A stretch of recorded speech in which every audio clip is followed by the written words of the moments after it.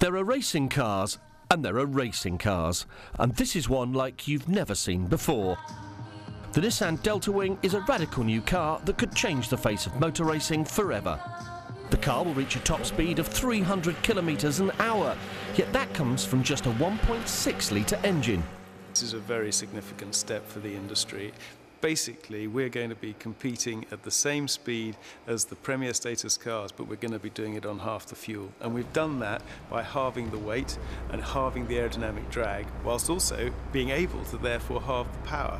And this gives us this efficiency step. And basically, we're able to use a 1.6 litre DIGT turbo engine from Nissan, and this is really an extraordinary step, and I think that it'll shake the world, actually. The radical car design means that the driver sits almost over the rear axle and stares down the long, narrow fuselage to specially created twin front tyres that are just 4 inches wide. The organisers of the legendary Le Mans 24 Hours have invited the team to take part in this year's race.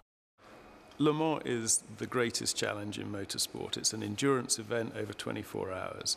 The point of what we're trying to show here is that we can do this race and use half the fuel and half the tyres of anybody else. And what we're going to show, I believe, is the value of efficiency and showcase what the auto industry is planning to bring to the consumer in the future. Nissan has always been innovative. We were the first ones to bring an electric-powered vehicle to the masses. This thing is even bolder. We're going to Le Mans and we're going to use half the fuel of our competitors. But it's not just motorsport that the car could shake up. Nissan is a founding partner of the project and is looking to use the DeltaWing to research and develop future technologies that can be filtered down into Nissan's road cars. I can't wait to drive this car at Le Mans. The Nissan DeltaWing is definitely capturing people's imagination.